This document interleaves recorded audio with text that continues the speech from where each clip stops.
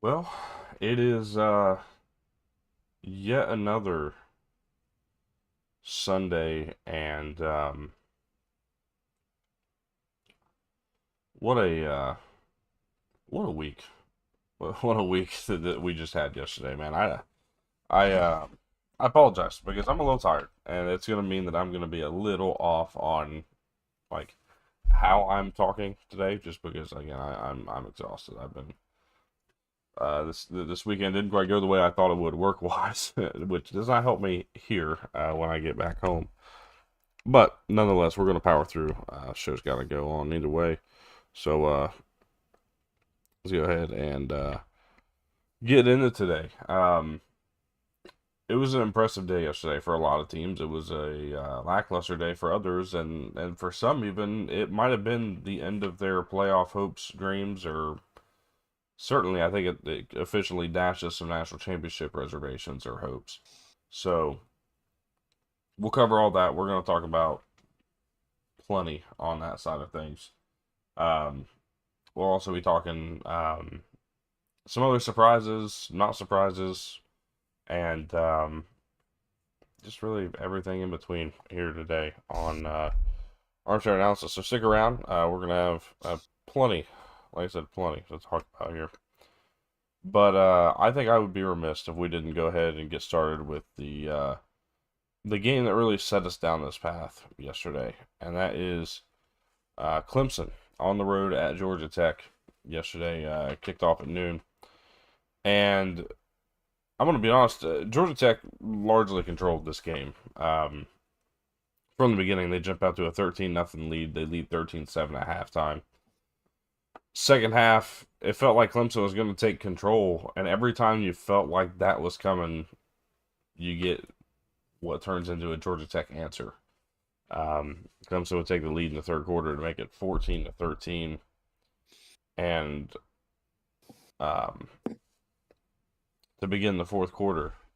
Um, After what was a 13 play, 90-yard drive that took 6 minutes off the clock.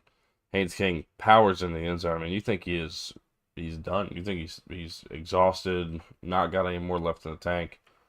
And Haynes King leads them down the field, is being picked up every play that he's on the ground by his offensive line. And again, powers in for a 1 yard run. A big time trick play to make it a tie game, 20 or sorry, to make it a 7 point game rather than a 6 point game. And Clemson answers again, and this time answers with their own 13 play drive that takes over 6.5 minutes. So what's left to do is Georgia Tech go out and take up the last 3 minutes and 26 seconds with a fire drill field goal to end this game from 55 yards. Um, Aiden Bird, the hero on campus, but at least in the box score, but Haynes King was fantastic yesterday, whether that was through the air, on the ground. Um, there's one thing that you'll never be able to question with Haynes King, and that's the effort that he puts forth week in, week out, game in, game out. And sometimes it does end up with injury problems because we've seen it throughout his career.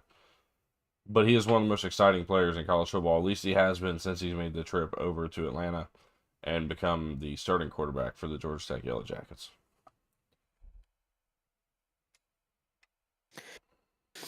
Yeah, I mean, let's be honest here, Tyler. This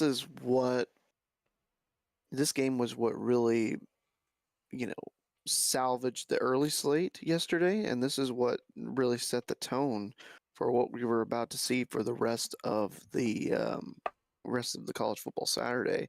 Um, it was a good battle back and forth as you expected it to be. If you were, paying attention to um, the odds and everything like that, Clemson was close to a touchdown favorite when it opened, and then that slowly started to tick down, down, down, and um, the biggest question was, would Haynes King be able to go and be 100%?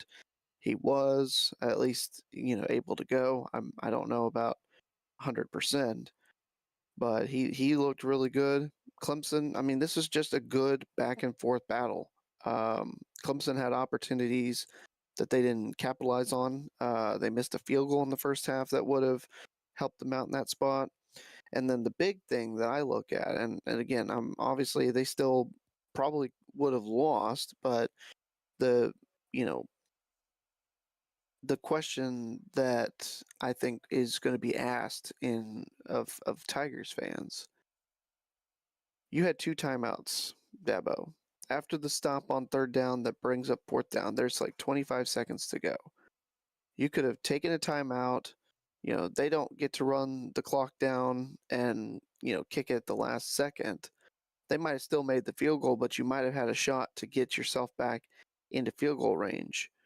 Were you banking on the fact that this was going to be a career long and you didn't think that he was going to make it? Were you not willing to at least take a timeout at some point to make him think about it and build the pressure up a little bit more?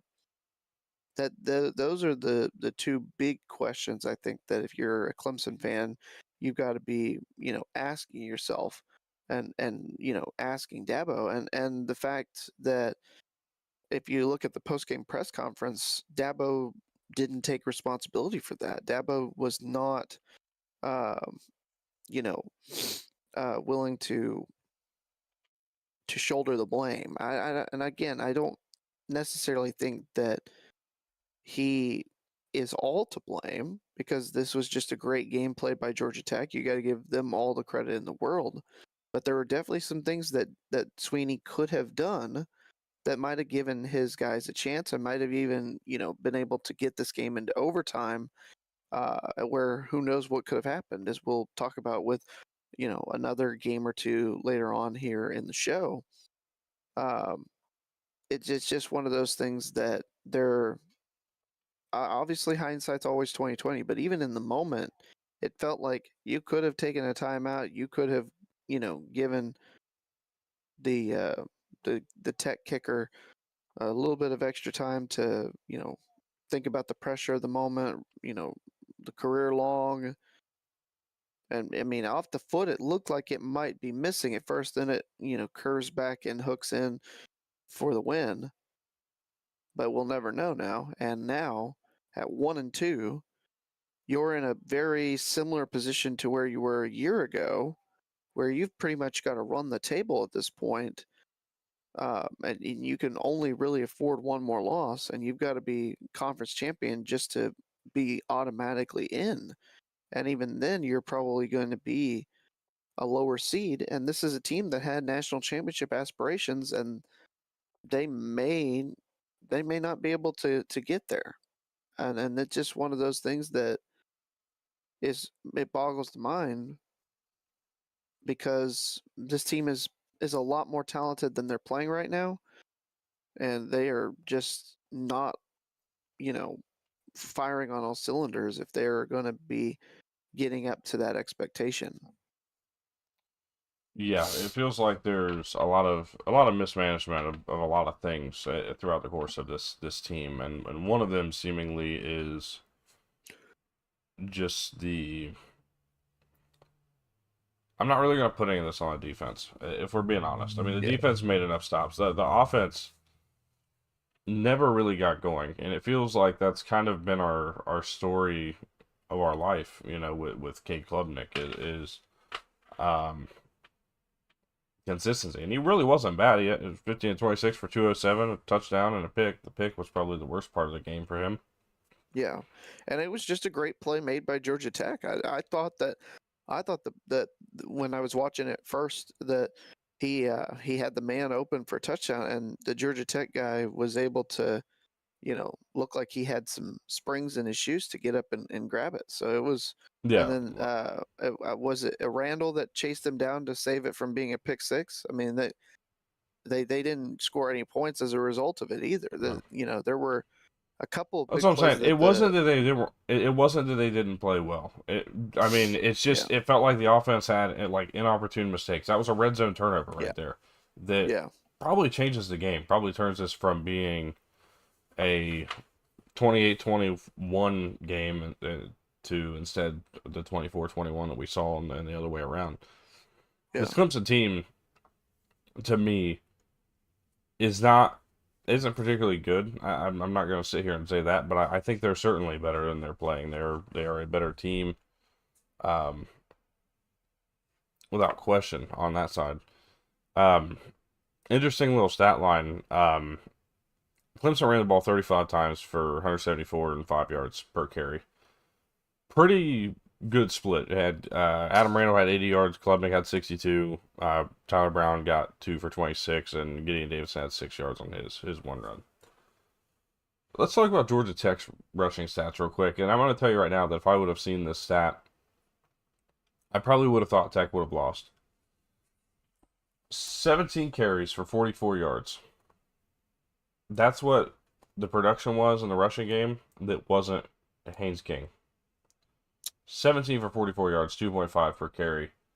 Yeah. And as far as I'm aware, well, one touchdown, but it was Jamal Haynes' touchdown run.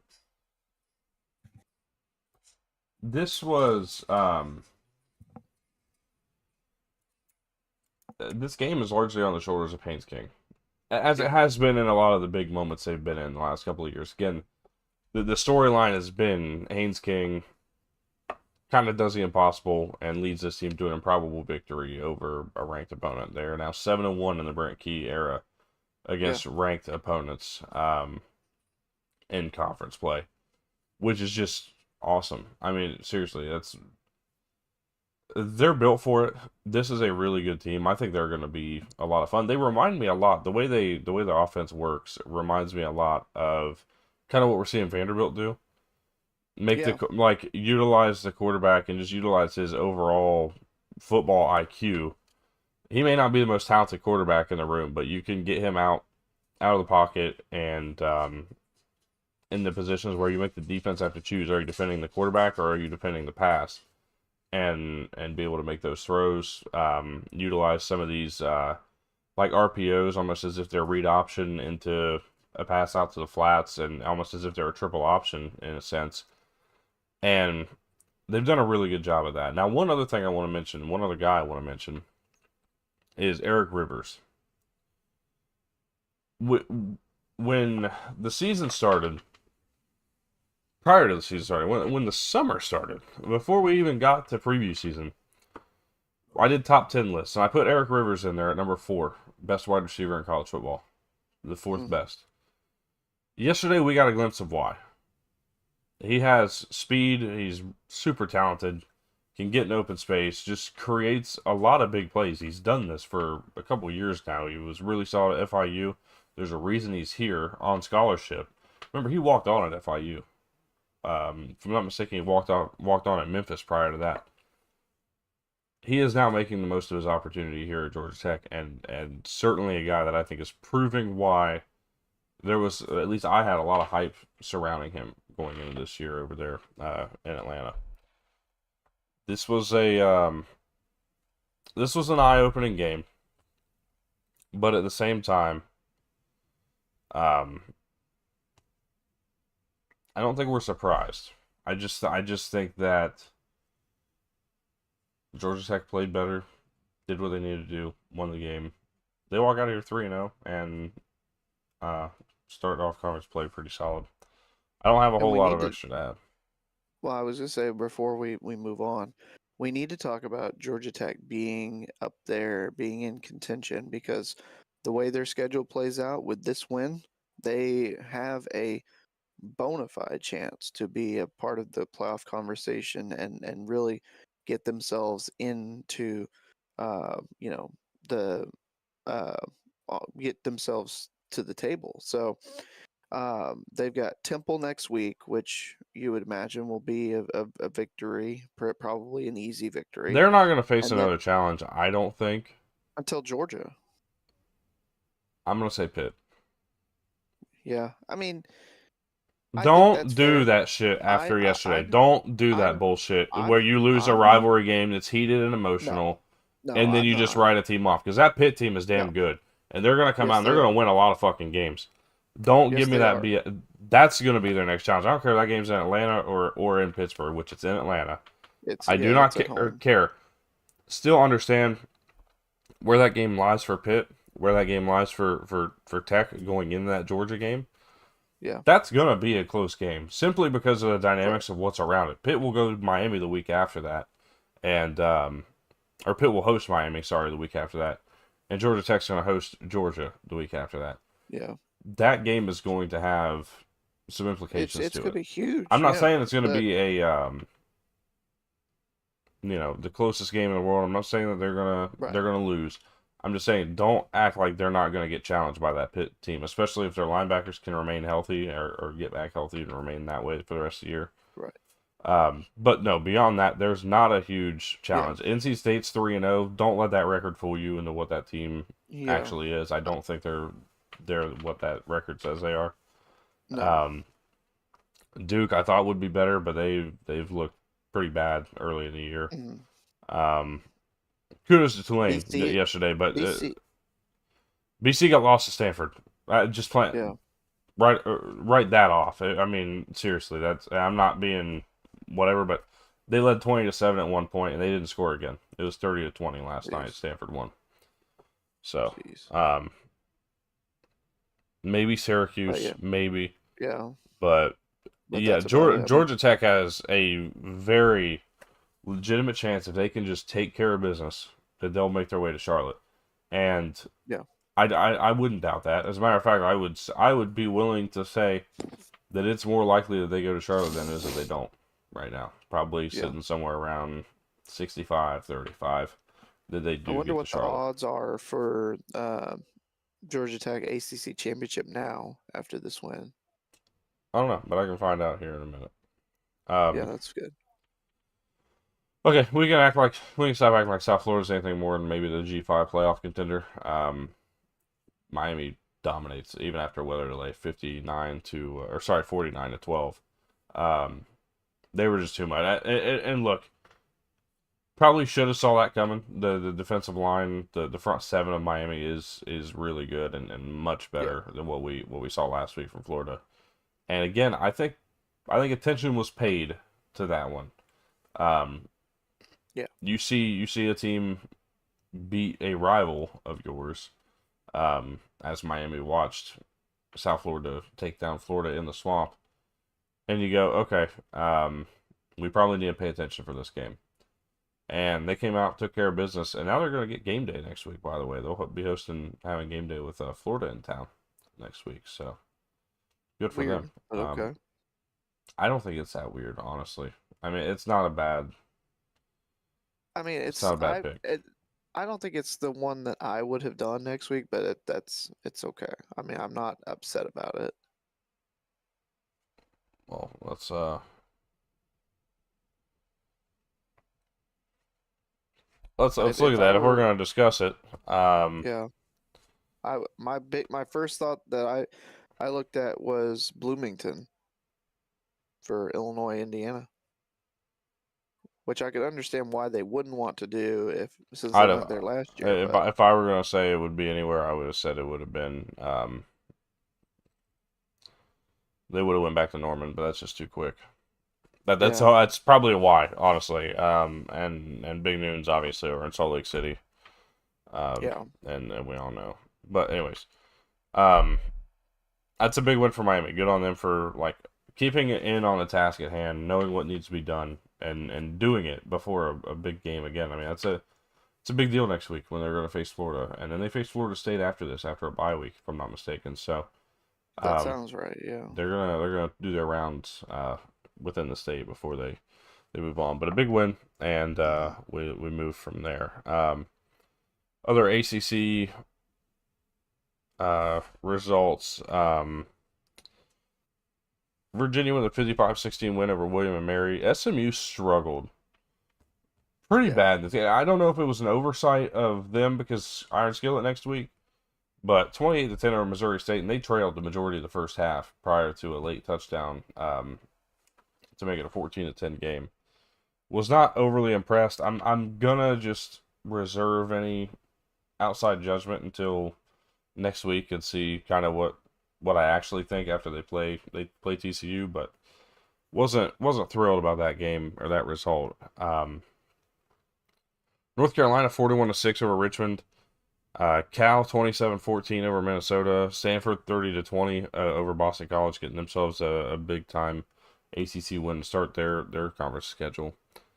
I wasn't gonna do this game here, but I am because there's an office that should be empty tonight. By the end of today, that office should be empty, and that would be the office of one Brent Pry. Virginia Tech gets slaughtered by Old Dominion. I mean, it wasn't even. There was not a competitive bone in their body in this game. I mean, this No. this is the sign of a team that has completely quit on themselves. They've quit on their coach. And if Virginia Tech has a respect for their athletic department, has a respect for what this team has potential to be, this roster has potential to be, because they're not as bad as that roster looks right now. Um, Brent Pry will be gone by tomorrow, and I don't have any reservations in saying that. I think that this is this is ugly, is what it is. Yeah. I mean, I felt a little prophetic, Tyler. We talked about it yesterday during the preview show, and then sure enough, they came out and Virginia Tech was what, down 38-0 before they finally got on the scoreboard, or was it only 31-0? They were shut out in the first half. They were down 38-7 after the third quarter. The only reason why the score looks any closer than it really should is because Virginia Tech put up almost 20 points in the fourth quarter alone in garbage time. But there was really never any question who was going to win this game from the early second quarter on. This was not the effort that you expect from the Hokies. This is not They the trailed effort that 28 you. nothing at halftime. Yeah. For those who don't know, they trailed 28 nothing at halftime, and they never got back in this game. They had 19 garbage time points um, to make it a respectable, not really, but a whatever moral victory, 45-26 loss. Um, yeah, I'm out on this one. I mean, look, I'm Yeah. telling you, I'm telling you, I would get ahead of this, and I would make sure that I got a call lined up to New Orleans, especially after what they did last night. Yeah. Um, Well, at least we got an upset pick, right? yeah, but I mean, At what cost? I don't care about the cost. It's just embarrassing. If you're a Virginia Tech Yeah. fan, you're pissed, and you should be pissed. Yeah. This is not. This is a roster that should be Not better than acceptable. what they're doing. Yeah. By the way, for Virginia, 700 total yards of offense in the win over William and Mary, which is a new program record. So good on them. Congrats. I mean, seriously, like, Yeah, cool, I know. 700 yards of Right. offense, but do that against somebody that That's actually, Um, anyways, moving on to the American, we had a Navy win over Tulsa, 42-23, a big time cover there too. It didn't look like it was going to be a great one, but Navy does ultimately cover that game. Memphis 28-7, Memphis. Vegas. I'm not mad. Actually, as a matter of fact, I should never be mad about this, but we've cashed. We're 3-0 on Memphis bets this year. Memphis spread bets this year. Keep handing those lines to me, please. Keep handing those lines to me. Overreact to teams like Troy, keeping it close with Clemson. That was a big one. 28-7 Memphis. North Texas 59-10. I mean, if it were for a garbage time touchdown, that'd be 59-3 over Washington State. Just absolute domination over there in Denton. UTSA. Yeah, it was. Go ahead. I was gonna say I watched a little bit of it. Washington State had like 5 first half turnovers that the Mean Green were able to turn into 4 touchdowns and really just put the game away even before halftime. It was 42-3 at half. Yeah. UTSA 48-20 over UIW. Charlotte 42-35 over Monmouth. Charlotte's not impressing me yet, but we'll No. hold reserve judgment. Rice 38-17 over Prairie View.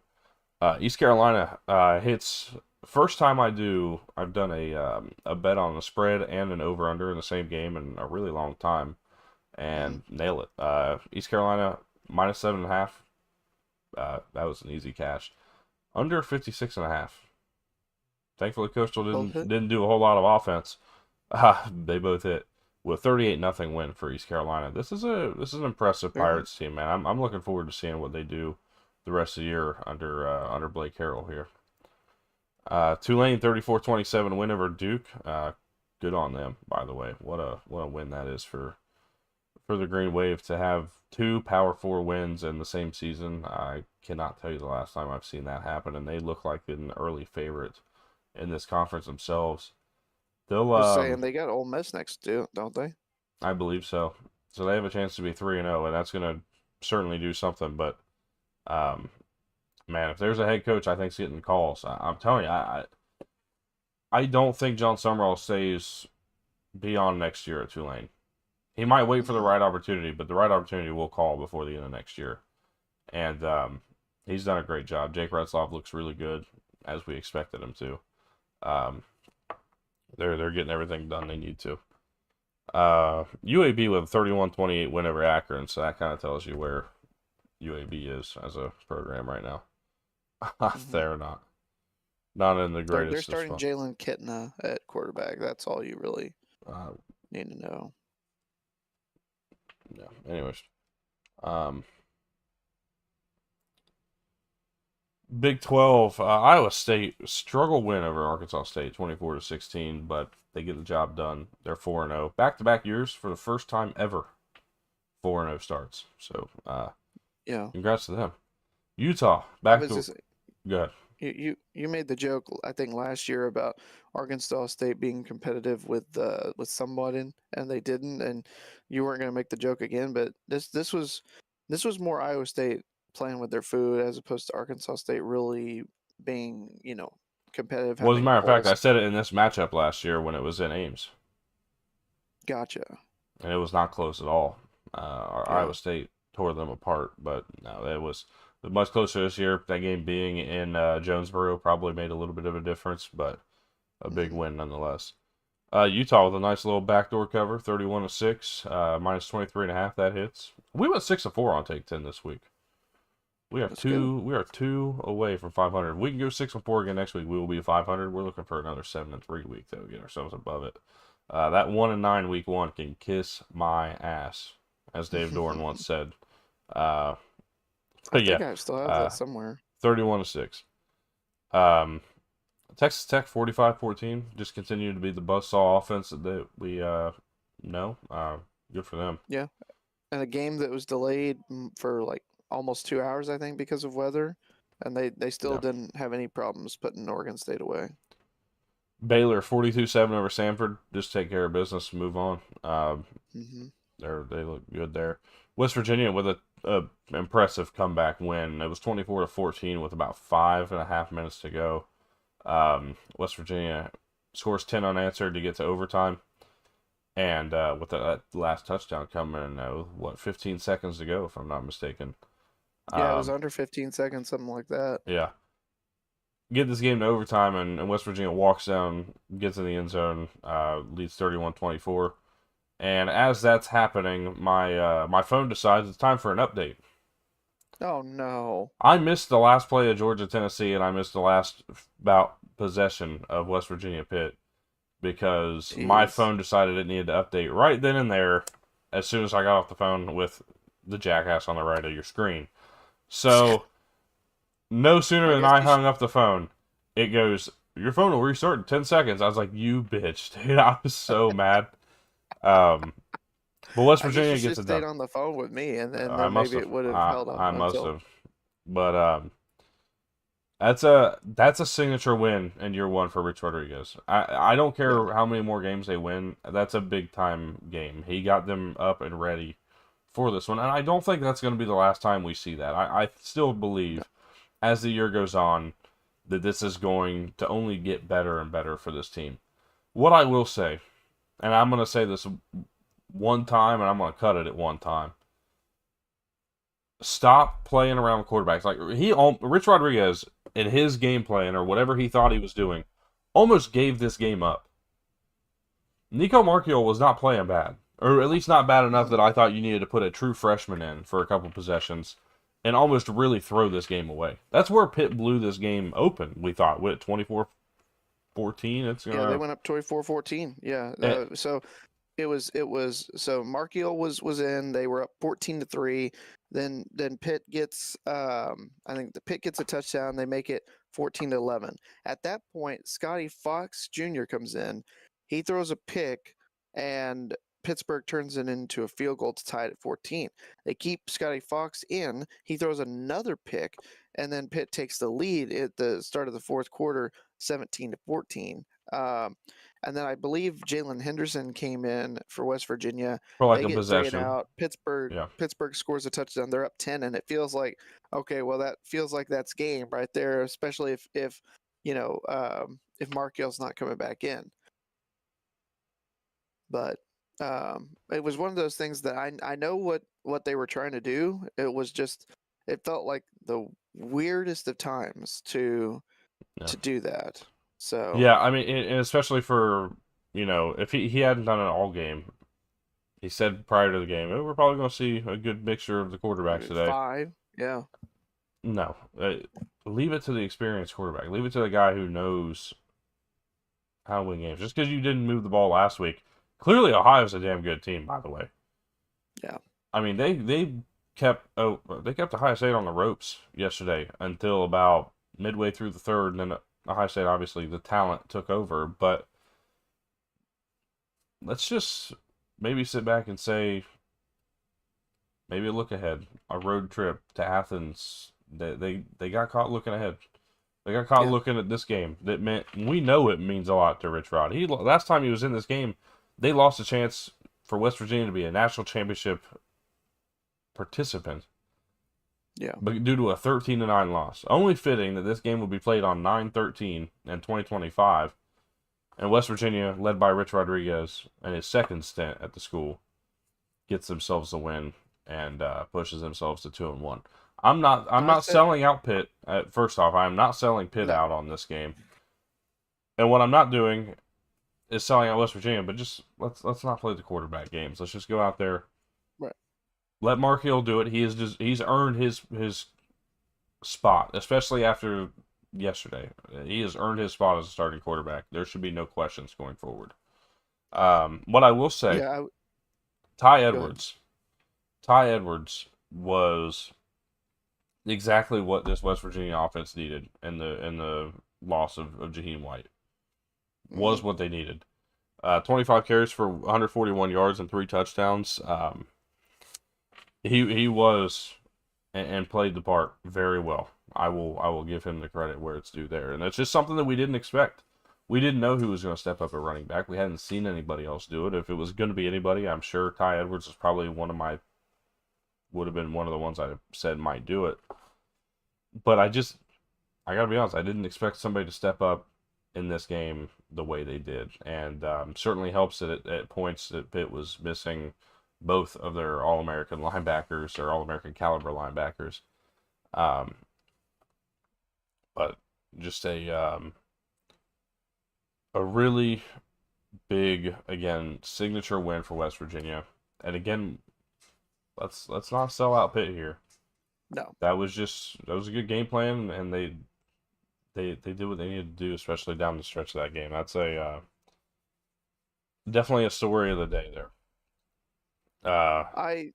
We talked about it yesterday before the game. I talked about I laid out what it had to be in order for West Virginia to win the game, and it had to be ugly. It had to be just like kind of what we saw in 2023 when Garrett Green went down and Mark Gill came in and was able to lead West Virginia to the win, thanks to, in large part, with their defense.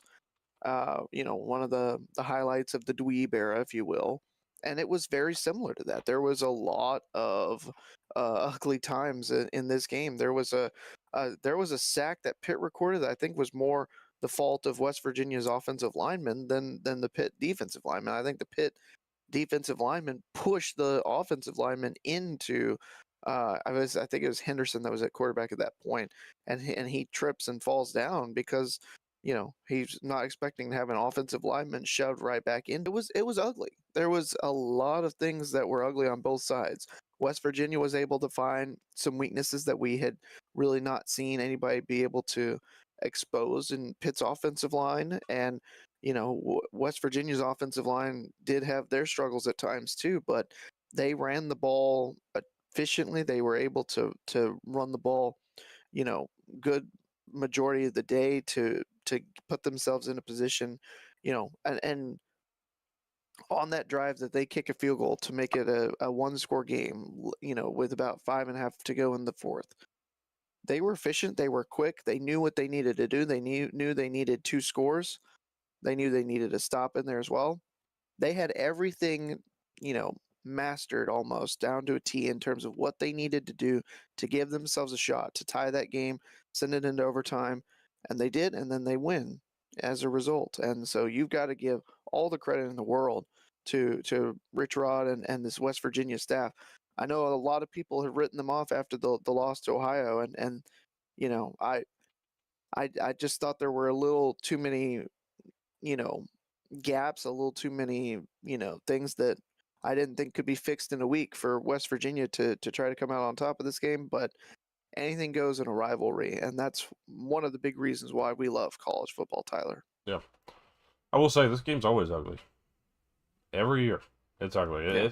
It's not about one team winning ugly. Whoever wins ugly. This is just a game where the emotion is so high, the intensity is so high that it's just a natural course of action for this game to be ugly, for this game to be turnover ridden, Yeah. for this game to be ridden with offensive and defensive mistakes. Like it's just that type of game, and it's just West Virginia took good care of business at the right time. Yeah. While we were talking about this game, Tyler, another 3 players went down due to injury. So hopefully they'll be okay. Yeah. Cincinnati 70-0 over Northwestern State. Good work, Cool. good work, Cincy. It's still impressive for them. You know Sorsby, what I mean? Like they're looking really good, honestly. Like they're a lot yeah. better than I expected them to this year. Sorsby was perfect on the day. 15 to 15, 253 yards, 5 touchdown passes. I don't think he And played after the first quarter. it's crazy. I don't remember turning the Xbox on yesterday. Well, But no, but you have a a big one. rule against playing against FCS competition, so Well, that's true. That's true. TCU 42-21 win over Abilene Christian. I'm sure there's not a lot to take from this game. This was not so much that it wasn't a game where it's like, oh, we're not going to put tape on the board. We're just going to go out, win this game, let some other guys get some playing time and move on. I would assume that's how you probably yeah. saw it if you paid attention. I watched a little bit of it. We got up 28-0 at halftime, and then we really just kind of went into, not doing a whole lot. The defense, kind of was resting some of the key guys as you'd expect. So, Abilene Christian was able to get back, feel like maybe they could get back in the game, but we scored another couple to really make sure that it would be put on ice. That's exactly what I wanted, Tyler. This is, not a whole lot that you could take away from this. Obviously, there'll be more focus on what we were doing from the North Carolina game than anything we did yesterday for SMU week. So, Yeah. Arizona State with a win over Texas State, 34-15. That game stayed close for a little while, and then it really it was one of those Arizona State's in control, not doing too much, taking care of business, moving on. As a matter of fact, they welcome, if I'm not mistaken, Baylor into town next week. no, they got to go to Baylor. Oh, sorry, my bad. I thought they were sorry. It's TCU that they host at the end of September. It's Baylor that they go on a to. Friday So, night. Yeah, and what a back-to-back duo that'll be. That'll kind of give us an idea of both of those teams, all 3 of these teams, really. With that road trip to Baylor, that hosting TCU, that'll be kind of fun. Back-to-back night games too. Saturday night next week, Friday night the week after. Yeah. Well, that's the Arizona. That's the rule though for Arizona State and Arizona. They got to play night games in September because otherwise we'd have bigger problems. All right, let's go into Saturday's action. Let's go ahead and we'll get started with the game at noon. Big Ten Network hosted Central Michigan. Offense was opened up. Let's call that what it was. The offense was opened up, and Biff Poggi said it in the interview. Hey, look, we we said we're going to run at them. We're going to take the air out of the ball because that's what they like to do is throw the ball and like to be efficient. And basically, what was said was that's not going to happen again. We are going to let Bryce Underwood be Bryce Underwood, the 5-star athlete quarterback that he is. Mm-hmm. We're going to let him throw the ball. We're going to let him make his mistakes and learn from them early, which is what you should do. I am sick and tired of watching teams take freshmen or young starting quarterbacks and not just throw them in. I'm not saying throw them in and lose their confidence, but throw them in. Let them learn and make the mistakes they need to make. It's going to happen. Mm-hmm. The quarterbacks are always going to make mistakes. Senior quarterbacks go out and make mistakes. 15-year NFL veterans go out and make mistakes. Tom Brady still threw interceptions at the end of his career, believe it or not. Mm-hmm. Brett Favre is one of the best quarterbacks of all time. He has the most interceptions of all time. Plain and simple. Like, that's just the way football is. You have to be able to make mistakes. You have to be able to learn from them. And what better of an opportunity would it have been than to do that against Oklahoma last week? Instead, you go out here in this game against Central Michigan, let loose, let this team be who they are, let this identity show of the Chip Lindsey offense, which we finally saw. Get some quarterback incorporated runs, which we saw. And by the way, this kid is a bit of a freak athlete, has multiple, long rushing touchdowns on top of what he was able to do through the air.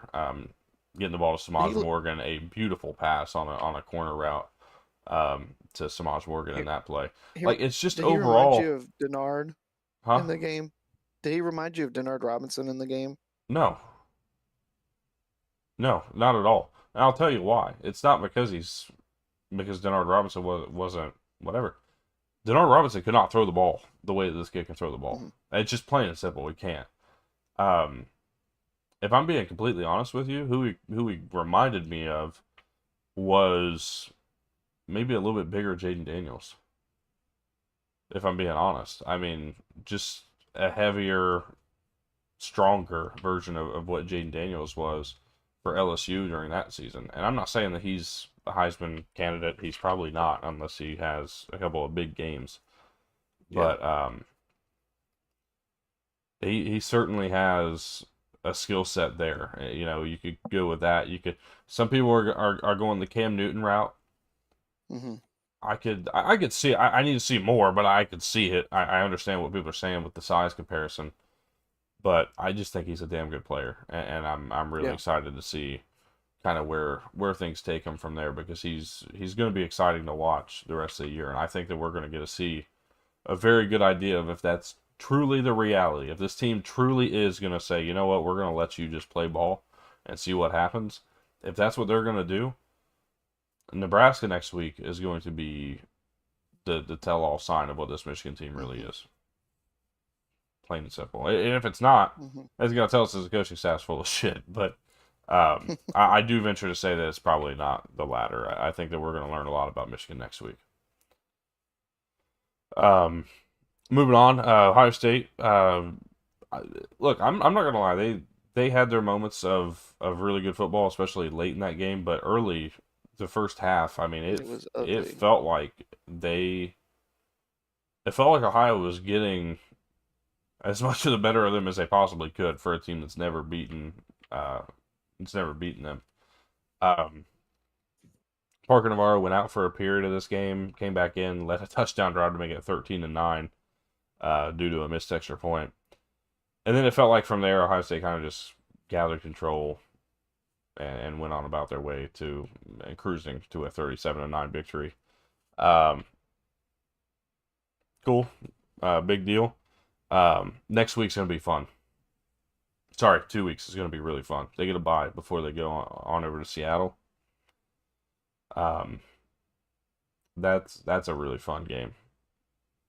That's a really fun. I mean, I can't overstate it. That's a game on the radar for sure.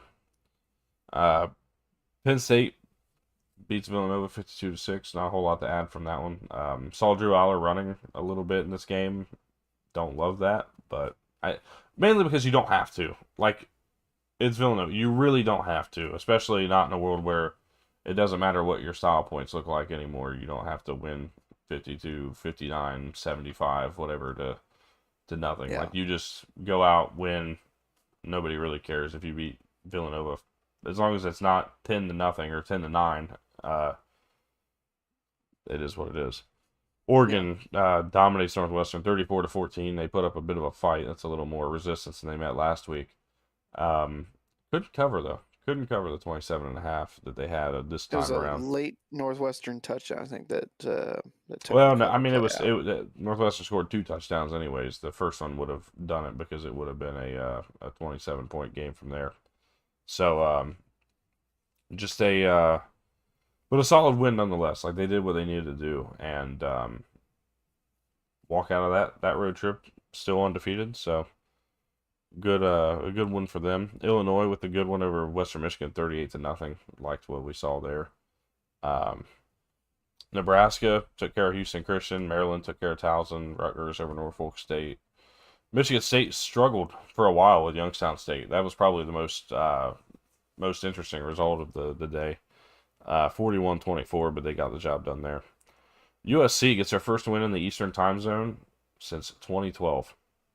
Wow. 33-17 win over Purdue after a lengthy And delay out there, which probably yeah, I helped. was but But a lengthy delay over in West Lafayette. But a big win for USC. That's a confidence booster when for going back over that direction later in the year. Iowa, in fact, can score 34. They scored 47. A 47-7 yeah. victory over UMass. So congrats to Kirk Ferentz for being the all-time winningest Big Ten coach, passing Woody Hayes, if I'm not mistaken. That's the understanding that I have as well. Yeah. But a big one there. Taking a shift to the Conference USA. I know we're kind of cruising through some of this stuff. There's other games that we got to talk a little bit longer about, but trying to cruise through some of the results. Delaware gets their first FBS victory, and when I say that, I mean they got their first win over an FBS opponent as an FBS school. Yeah. 44-41 overtime win over UConn, a walk-off touchdown in that one. Yeah. They nearly if UConn converts a 4th and 2, they win this game in regulation. But Delaware gets a stop. They go down. They tie it up, send it in overtime, and win it. Yeah. Middle Tennessee State 14-13 win over Nevada. I would have thought for sure that Nevada was going to win this game and do it comfortably, and clearly I just need to stop betting 2 anything scores in the around last 6.5 minutes for MTSU. Yeah, I need to stop betting anything around that team. Kennesaw State gets a win over Merrimack 27-13. Louisiana Tech dominates New Mexico State 49-14. Then FIU beats FAU 38-28, but the over does hit in that game, so awesome. Definitely like that. As we see this one end up being a shootout that we expected it to be, and that was one of our picks there. Was the over in FIU. Let's go Mac to the MAC. Bowling Green gets a pretty big win over Liberty, a game that I kind of saw that coming, but they actually make it happen just over there off I-75. So a 23-13 victory over Liberty. Definitely seems as though the Conference USA is wide open in that regard. I wanted to save that comment for this game, but a big win for them. Apparently, I didn't accept the fact that I clicked Mac. Buffalo beats Kent State 31-28. It just showed that Kent State was improved. I mean, that was a really solid game, a really big effort from Buffalo to make sure they won this game, but yeah, it was a late touchdown, I thought, that ultimately got them the touchdown, or got them the victory. Yeah. Ball State beats New Hampshire 34-29. Toledo beats Morgan State 60-0. You had a 5-0 fourth quarter for New Hampshire in that loss. They scored 5 in the fourth. That's the only points that were scored, though. All right. Mountain West dealings. Utah State beats Air Force 49-30. Really liked that to begin with. I thought Utah State would win. Air Force was favored going into it. That was a big win for the Aggies. Fresno State beats Southern 56-7, and Hawaii beats Portland State 23-3. That's all we got for the Mountain West this week. We've already talked about too. Let's go Sun Belt real quick here. We had Marshall beat Eastern Kentucky 38-7. Old Dominion, of course, with a big win over Virginia Tech 45-26. Already talked about that. Georgia Southern 41-34 win over Jacksonville State. Georgia State beats Murray State 37-21. And then Southern Miss 38-22 victory over Appalachian State.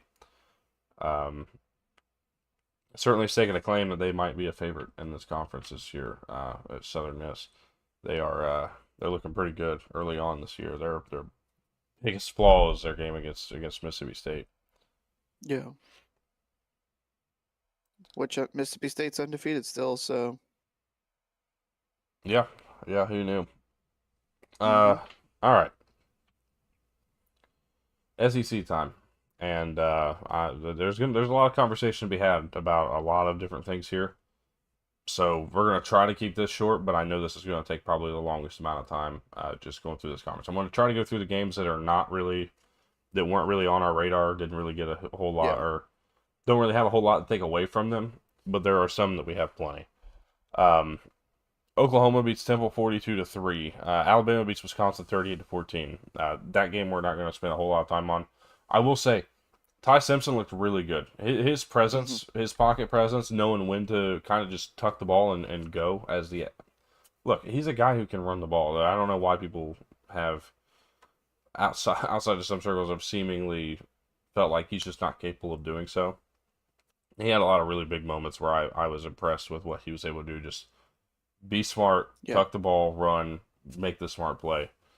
Alabama took control, and by the way, I've been on record saying Jeremy Bernard is the best wide receiver on that team, and I stand by that. An all-around receiver, all-around player. Ryan Williams is the best best receiver after the catch in college football. I mean, the control that he has in order to make the moves that he makes, it's unbelievable. You watch him juke two defenders out of his shoes, out of their shoes on this. But on top of that, I mean, taking that screen pass for a touchdown, the speed that it took to get down the sideline, there were a couple of guys that could have made plays, and he outran them. So, really, really impressed there. But there's not a whole lot to add to this game. A big win. Auburn beats South Alabama 31-15. Not quite the showing I expected, but I'm not like mad about it. It is what it is. Yeah. Missouri beats Louisiana 52-10. Mississippi State beats Alcorn State 63-0. Kentucky beats Eastern Michigan 48-23. That's that. Texas over UTEP. What? I was gonna say Texas over UTEP 27-10. Slow down. That's next. I was getting there. Okay. All right. But there's more to this story than just a 27-10 victory, which is, albeit pretty embarrassing. This is not me trying to take away from Scotty Walden and what he's done, because he has truly improved this UTEP program. However, Arch Manning was bad again. And the one thing I'm gathering from this is that this is not going to be a team that walks away with more or less than probably 2 or 3 losses this year. Not the way that he's playing. I mean, there's not been improvement. There's not been any improvement. He was really not good yesterday. Plain and simple, not good. A lot of really bad passes. 26.5 QBR rating. There was a point, I believe he was, and I sent this message somewhere to you guys because I was trying to have it for the show. I know which one you're talking about. Sure, I won't be able to find it, but yeah, I could find it, I'm sure. But basically, he had, I think it was 4 of 11 for 44 yards and an interception at halftime in that first game. You said 4, 14, 58, and an INT at half. Okay, there it is. It wasn't a good first half. He had 2 rushing touchdowns. Didn't really get the ball going through the air whatsoever. It was just it was disappointing. And for those who are like, oh, it's just UTEP, whatever. Well, yeah, but that's the problem. It's UTEP, and they're not running the ball. They're not moving the ball. He's not moving the ball through the air.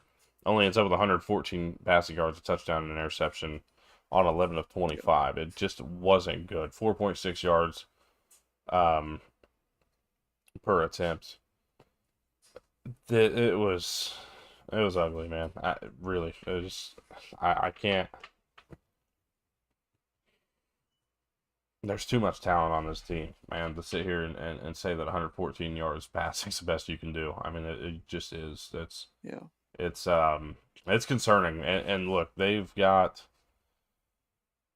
Sam Houston next week to maybe try to figure it out, but then they play Florida. Hmm. They're going to lose in the swamp with this type of quarterback play. They are going to lose to Florida. Yeah. Not that Florida's offense is any better, but I'm just saying like that. The home field advantage is probably going to make at least some but bit of a difference.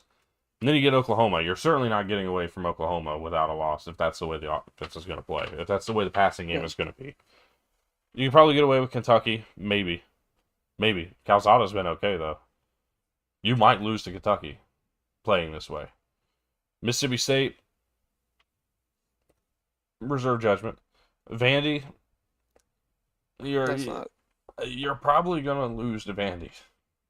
Just being Hmm. honest. I mean, like, if you get this type of performance from your quarterback in these games, I'm not saying that Arch Vandy's going to play like shit in every one of these games, but what I'm saying is it's No. certainly a possibility because he's not really been good in one game this year. We haven't seen anything that stood out in any game this year.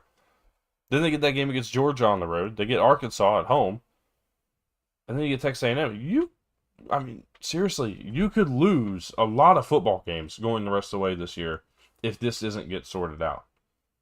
Yeah. And especially if there's no willingness to move elsewhere, to move on. I don't know what the QB situation looks like at Texas right now. If I'm being honest, I would have to figure it out. Because honestly, I never imagined that it would be like this. But I'm going to tell you right now, I'm looking at it, and I don't know what your option would be. I mean, you might be able to go with the senior Matthew Caldwell. I mean, I don't know if I think he's the. I was just about to look and see if I could find the depth chart I and don't know, see who but they've got as the backup. But it's yeah, I just mean, do it's you just remember? not good. Yeah, do you remember back? Before the season, yeah, they've got Caldwell as the backup according to our Okay. lads. Do you remember before the season, Tyler? I said there was a possibility that I could see a world that Texas goes into the Red River game with 2 losses and Oklahoma it could be undefeated. It feels very much like that's still in play at this point. Right, but And we didn't think for the reasons it would be. right, Like we we did didn't not think it was going to be expect it was because going to be Arch because Manning was struggling. Yeah, struggling is light, but yeah, like it's just not what I expected. Plain and simple. Speaking of yeah, struggling, Vanderbilt absolutely houses South Carolina last night, and Lenore yeah. Sellers went down. Sure, we can talk It about wouldn't that. have mattered. We can talk about Nick Harber going down for a period of time. We can talk about the period the plays ensuing the Sellers injury, with which um, they had anywhere between 3 and 5 minutes to make a call and call targeting there, and instead they wait until the next play has started again 3 to 5 minutes later at real time and decide Hmm. they're gonna blow the play dead for a targeting review at that point. Yeah, Which, by the way, that play was probably a house call. I mean, I'm not saying it was a certainty, but it was looking like a house call for Nick Harber. They had him open and 2 safeties high and out wide. It looked like Harbaugh was going to be off and running, and there's not many people hanging with his speed. And you take that off the board, completely kill any momentum that could have been gained there. And it felt like every other drive there was just mistakes. This offensive line is terrible. They're really bad, and I thought maybe they'd be able to get a little bit ahead of it. They haven't got ahead of it. But Vanderbilt, let's not shit all the way on South Carolina. Vanderbilt's just that good, I think. And yeah, I think one of the things is that for me, I feel like I know what they're doing. You know what I mean? You watch Vandy and you kind of have an idea of what their offense is. hmm, It's this modified triple option that uses a lot of RPOs, that uses a lot of motion, uses a lot of they use a lot of leverage routes and stuff like that. It really open guys up. They use a lot of rub routes, things like that. And Yeah. you watch this team play, and you're like, man, that seems pretty simple. And it certainly is. I think the grand scheme of things, it probably is a lot more simple than some of these defenses have made it look. However, the biggest thing with this offense is the fact that you have a quarterback like Diego Pavia who has a very high football IQ, has been playing for a long enough time, and is really good at utilizing this backyard football style of offense, which is not just. I'm not trying to downplay how good it is. I'm just sitting here like looking through it like this is the perfect offense for a quarterback like him to run. Yeah. And it's just a really good offense overall because it's very similar to what we watched Georgia Tech do with Haynes King. It's Hmm. just it's utilizing motion, utilizing distractions, deceptions, and capitalizing on where the defense makes their mistakes. And when you have a quarterback who's good at taking care of the ball and also doing that, it's really awesome. Like, there's a big reason why I've been such a big fan of Clark Leah, and it's really like what he's done for this program. But what he did in the portal 2 years ago to bring Pavia in, to bring Eli Stowers in, to recruit a guy like Cedric Alexander, they've put together a good team. And let's not forget this defense has Yeah. improved drastically at the line of scrimmage, which is where they were always getting pushed around and beat and destroyed, basically. And you've addressed those concerns, addressed the fact that you may not be able to recruit the size and get the guys that you're looking for out on the line of scrimmage. So you utilize this mobile quarterback, this passing like RPO triple option type attack, and you do it to borderline perfection week in and week out. This is a team that, again, while it seems very simple what they're doing, it really does on the outside looking in. It seems very simple to the triple option style offenses, but you had a wrinkle with the forward pass on this. And I'm not saying what I'm not saying is you had a wrinkle with the forward pass to where Army Navy don't. No, I'm saying you had the Hmm. wrinkle with the forward pass of that triple option, that pitch read. Instead, it's a downfield pass. Whether Yeah. that's a guy in the flat, whether that's a guy coming across the field on a drag, whatever you may feel or think, it works like that, and it's so fun to watch. They are, Hmm. I mean, they just do it so well. It makes it really fun to watch, and they're a team that's going to be good. I have no doubts in my mind that they're probably going to win more games than I expected them to, simply because what I thought seemed simple because we know what they're going to do. The more I watch it, the more I realize this is actually a lot tougher to defend than I think people realize, and Yeah. and even I gave it credit for. And they've got some interesting games coming up. They have a kind of a revenge game next week against Georgia Georgia State. State. They'll Yeah. get Utah State. They're going to walk out of here 5-0. They're going to be 5-0. And Going into I picked the them to be 3-2. Cisco's. Understand that I expected Virginia Tech to kind of bounce back and get a win, especially after last week or week one. Only come to realize that maybe both of those teams just suck, and that maybe Bandy's actually a good team here. And then they get Hmm. Alabama the first weekend of November or of October. Sorry, I'm not saying they beat Alabama, but I'm saying that 24 is too much. 24 is way too much. Um, and I'm not buying anything on Alabama after last week. I can promise you that. They'll play LSU on Saturday. They'll host LSU, though. This could be a real big chance for them, but we'll see. The LSU defense has looked really good this year. Missouri, that's a winnable game for them. Texas is a winnable game based on the way Arch Manning's played. Hmm. Um, Auburn, it's at home. They beat them Kentucky's last year, winnable. didn't they? This is a team that could genuinely go maybe 10-2. Like, there's a path to 10-2 here. Yeah. That'd be a playoff, especially Yes, with it the would wins be. they have. That's a playoff team. Hmm. I'm just saying. I'm not saying that's what they'll do, but there is a path to ten Right. and two. Like, I could sit here and you could talk me into 10-2. Yeah. Not sure where I actually land on this, but they're better than I thought, and it comes down to experience and again just having a quarterback like Pavia who was very smart.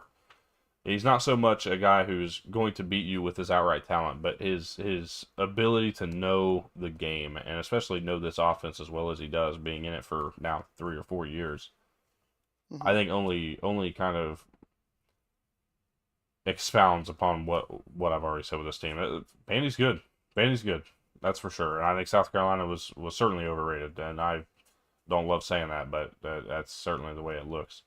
After Yeah. what we've seen from Virginia Tech, what we saw that game be in Atlanta, and what we just saw last night, it certainly is a believable topic there. Yeah. Vanderbilt, by the way, their first win over South Carolina since the Bush administration. They had not won this game since 2008 before last night. Interesting. Yeah. Okay, let's go Ole Miss, Arkansas real quick. 41-35, over. The over. Death tax is in the over in this game. We love it. And the cover for Arkansas, too, by the way. The cover was Yep. 6.5 at the close. I got it at 8.5, like that. Yeah. Um, but Ole Miss with a 41-35 win. And the big storyline here, taking care of the ball. Now, Austin Simmons only threw one pass for 4 yards, but Trinidad Yeah. Chambliss, Touchdown. Yeah. 21-29, 353, a touchdown and no picks. I mean, you talk about a guy that's going to walk in. I didn't think a backup was going to come in and tear it up the way he did, but it was a really solid game. And Keywan And Lacey he didn't looked play good the role that running the we ball thought he too. would. Keywan Lacey didn't play the role we thought he would. I mean, he didn't have to because they threw the ball so effectively. But 17 Yeah. carries for 44 yards, only 2.6 per carry. You did get a touchdown on that, though. But it was really guys like Harrison Wallace, Caden Lee, Deuce Alexander, and then Daquan Wright with that 64-yard grab that he had in this game. It was just a lot of big plays, and on both sides, it was just fun to watch. I'm excited to actually go back and maybe take a little bit deeper of a dive into this game because I think there's a lot to like from both these sides. Yeah, I was impressed with what I was seeing from Trinidad Chambliss throwing the ball around. I thought, that he did, enough in what we saw last week and this week with his legs that, I don't want there to be a QB battle, but I feel like if you're Ole Miss, you're feeling good regardless of whether you've got Chambliss going or whether you've got Simmons going. I mean, I think that the overreaction of Ole Miss not being good based on some week one struggles. I feel like we've put those away now. I mean they still have some tough games, of course, coming up as you'd Well, the expect. thing But is that if Austin Simmons comes back, the problem for Ole Miss and what could lead them to not be good is the idea of turnovers, turnovers, and they've had more than their share over the first two games with Austin Simmons at yeah, quarterback. This game was a big deal because they didn't turn it over. You throw a turnover yeah, into this game, a poorly timed interception, Arkansas might win. yeah, yeah. Both teams took care of the ball. The only turnover that was the only turnover of the game, I think, was the fumble that Ole Miss punched out on Arkansas's last drive that they recovered and then were able to get the first down under 2 minutes to Yeah, go to win the game. yeah. It was I'm impressed with both sides of that game. Honestly, Yeah, really, it really was a impressed really with both fun sides. game. Texas A&M beats Notre Dame. What a game, man! 41-40, and Notre Dame starts 0-2. And look, I know what everybody's saying. I'm hearing it. Oh, Notre Dame's done. Not gonna make the playoffs. This, that, or the other. They've got some games that they can win and still be a playoff caliber team. I think people are overreacting beyond measure about this for reasons I really can't quite explain. They still play Arkansas, who looks good, and they have to go on the road. You're telling me that going on Yeah, the road and winning at Fayetteville, I understand Notre Dame's got to win out, and maybe that's why people are saying they just won't win out. Okay, they've got to go on the road to Arkansas. You go on the road to Arkansas and win a game, good, good on you, because that's not that they're a tough team, not that they're a great team, but that's not an easy place to go play for anybody. That's a tougher environment than people will give it credit for. yeah, USC, for as good as USC is, according to everybody, everybody's loving what they're bringing to the table. Then USC certainly is a quality win, or should be a quality win. hmm Still think Pitt's going to be a quality win. Like, you can't fully help that a lot of their tied in games are whatever. Boise State, might be a helpful win. I mean, if it's a playoff team, maybe. Hard to say, obviously, whether or not they will be, but if that's a playoff team, then that's certainly a question. I just don't think it's over. I think 10-2 is still enough to be in the playoff, especially with 2 losses by a combined 4 points. I think that's a fair rebuttal, but also at the same time, I just don't think that the strength coming out from here on out is going to be enough. I really feel like when you looked at, their schedule, the first 2 games they really, could have needed to be 1-1 at worst in order to have a shot. Like if you beat Miami, or if you win this A&M game, especially, you could afford to lose to Arkansas. You could afford to lose to USC and still be perfectly fine. Now, I mean, obviously, like you said, they've got to win out, which is, going to be difficult. I you know, I don't think that Boise is, you know, going to be as much of a challenge as maybe before the Never thought season. that I game think was that going to be Notre a Dame will. challenge to begin with. I mean, that's all I'm Right. sitting here saying. I never thought it was to begin with, but a lot of people did. Yeah. And a lot of people are going to Yeah. backtrack on it because Boise State lost to USF, Right. which is what you just did, because you were one of them that I heard saying that Boise State could be a tougher game. Um, like, sure, it's not the best strength of schedule. Certainly, I mean nobody's sitting Right. here saying that they're playing a gauntlet of a schedule. But with the Right. chaos that we've already seen this season, we've seen a lot of teams lose. We've seen a lot of teams that don't look great. I mean, we're talking Texas could lose 2 to 3 games, maybe even 4 games Yeah. this year. Texas would be out of the conversation then. Yeah. You lose out on Florida, who people thought was going to be a playoff team, myself included. Hmm. And I'm sure there's plenty more. I'm not going to sit here and go through every single team that could or should or would, whatever. But Right. the point that I'm trying to make is like the amount of kind of chaos and turnover we've seen this year. I don't think that we're just completely going to sit here and write off Notre Dame in week 2. They lose another Right. game, yeah, they're out 100%. And it may come Hmm. down to the fact that they may sit back and look like Miami did last year. A 2-loss team that misses out because they didn't get it done when it Can't mattered really put most. a whole lot of And teams that's away. Yeah. and that's fine. But to sit here and say that they can't be 10-2 and still be sitting there anywhere from 10 to 15 is Yeah. blasphemous. They're not out of the playoffs. I've seen too many people sitting here writing them completely off of that already. And I just don't. You're not going to get me to sit here and say that that's the case.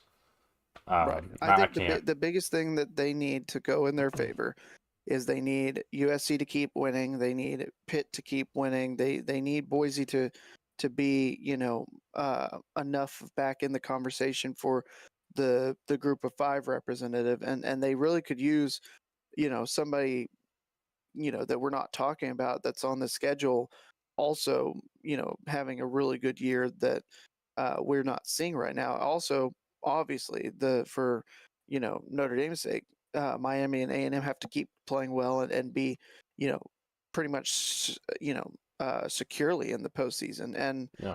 I think that's the path. Now, do we think that it's going to happen? I mean, it's certainly possible.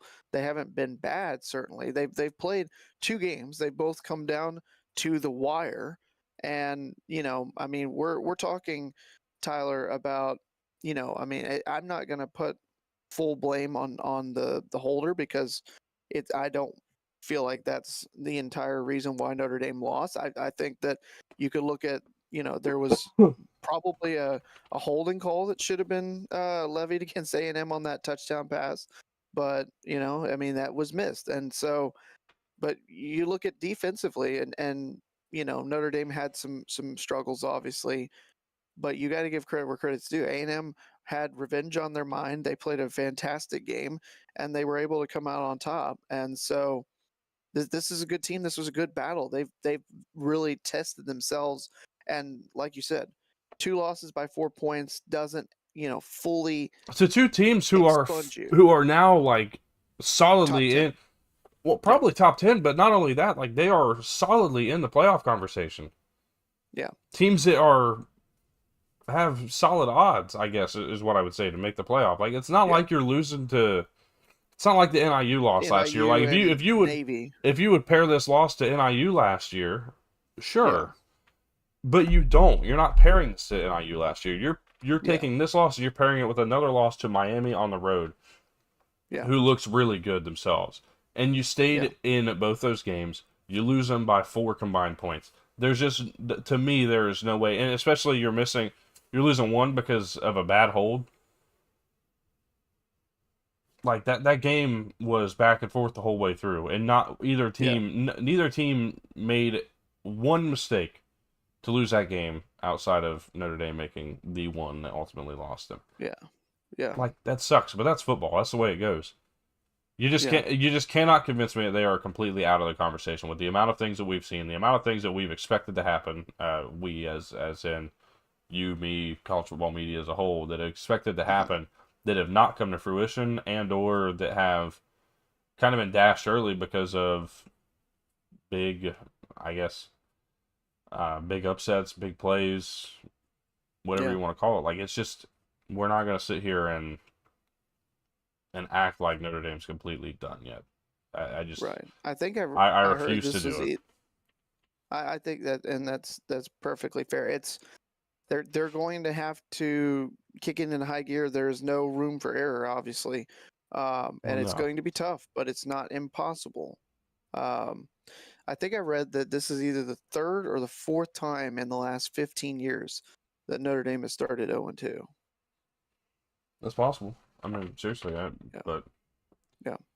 it is what it is. Yeah. Let's move on real quick. LSU Florida was a pretty fun game. 20-10 victory for Yeah. LSU. Brian Kelly not happy with the offense after this game, but honestly, the Florida defense deserves some credit because they were good. Yes. And part of that LSU comes defense deserves some credit too. right, and part of that comes from Florida kind of having everybody healthy, but Hmm.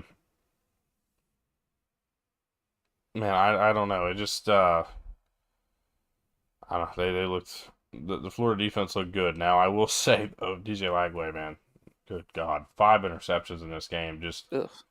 really killed them. That took them away from an opportunity Yeah. to win this game, and Yeah. that, I think that's what stinks the most. Like, they could not get anything going on the ground, which was surprising, but it never felt like they stuck with it.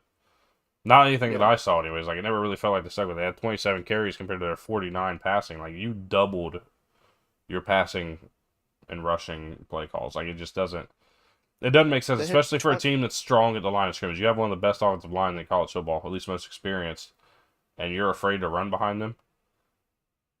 Especially with Jaden they Baugh, had who was a star last year as a freshman, is a good player, has been good this year, and you just kind of brush him off and, like, you know what, DJ, I know you're throwing 3 picks already, but we're still in this game and we keep think you can win it for us. I just don't yeah. get I don't know.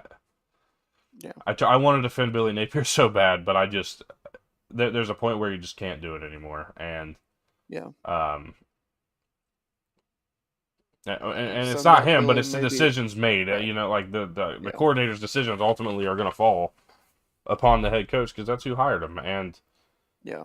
I mean, you completely walk away from the run game at one point in this Yeah. game, and it's just unbelievable to me. I mean, if you told me that Florida would be 6 of 17 on third down, but LSU would be 4 of 14, that LSU would have or the same number of penalties, more penalty yardage, that Florida would have 23 first downs to LSU's 10, Florida and outgained them. Like, yeah, Florida outgained Florida them. had 366 yards to LSU's That right 322. there is why Yeah. you need to take care of the football. Yeah. Florida had nearly 38 minutes of possession time. That's This game is the you look at epitome of why you have to take care of the ball. yeah. You have to do it, especially on the Yeah. road. And they didn't do it. I hope It for a was bounce back. I really do, because I want DJ yeah. Lagway to succeed. I really want my Florida playoff predictions to succeed, but it's just this team is not a playoff team, especially No, not the turning way the that ball they're over like playing. this. It's just not Yeah. good enough.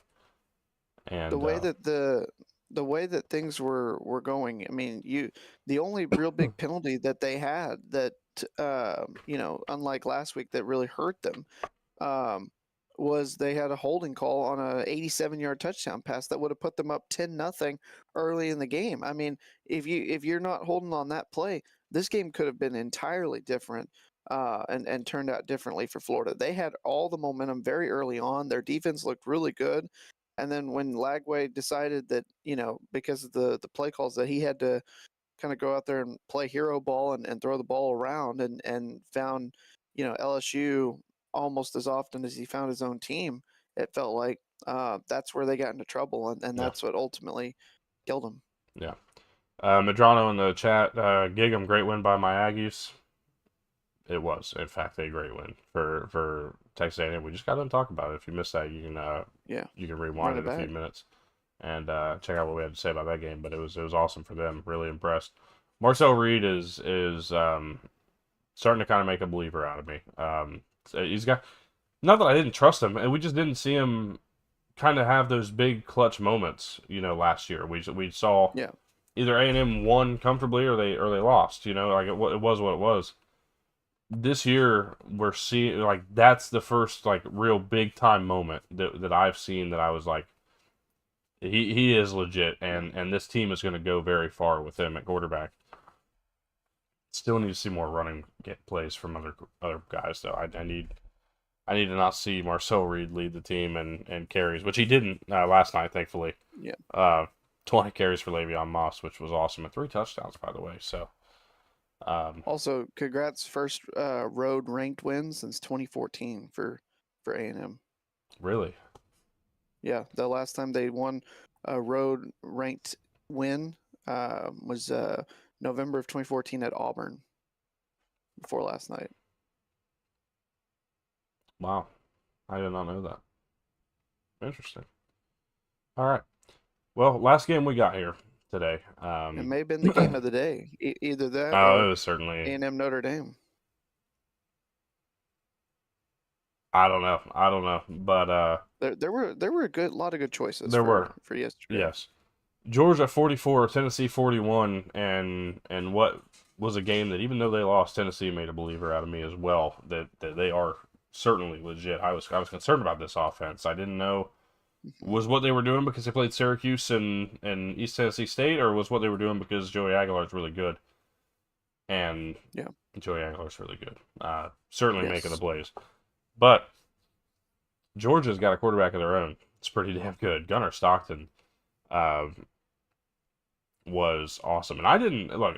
We knew he could run the ball. I talked about it yesterday. What we saw him do against Marshall a little bit. Knew he could run the ball, but didn't expect them to utilize him that much. Like, that's not a Mike Bobo staple in his offense. Is not really using the quarterback in the run game, but doing so yesterday, like, that was, it came at a lot of really opportune times. Yeah. But they moved the ball well. They took care of the ball well. Both these teams did, and Hmm. what we got was an incredible football game that Georgia ultimately takes in overtime, 44-41. But man, this was just a special game. Honestly, this was a very special football game. Yeah.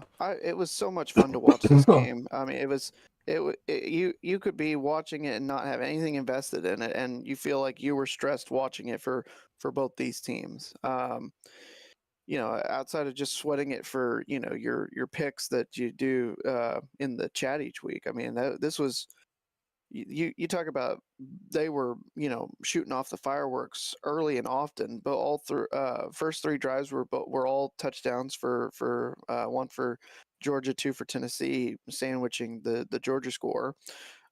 Tennessee was up 21-7 after one, and then Georgia gets a touchdown on the first play of the second quarter to Zachariah Branch, and that's pretty much where things stayed for a while. You got a field goal that Georgia, was able to get just before the half that cut the deficit to 4. They score after on their opening drive, really just running the ball down Tennessee's throat in the second half in the third quarter, and kind of just playing bully ball. And their defense was able to hold Tennessee off the scoreboard for a good long while. After they went up 6, then immediately you get a great answer from Joey Aguilar to Chris Brazell, who was able to give Tennessee back the lead early in the third.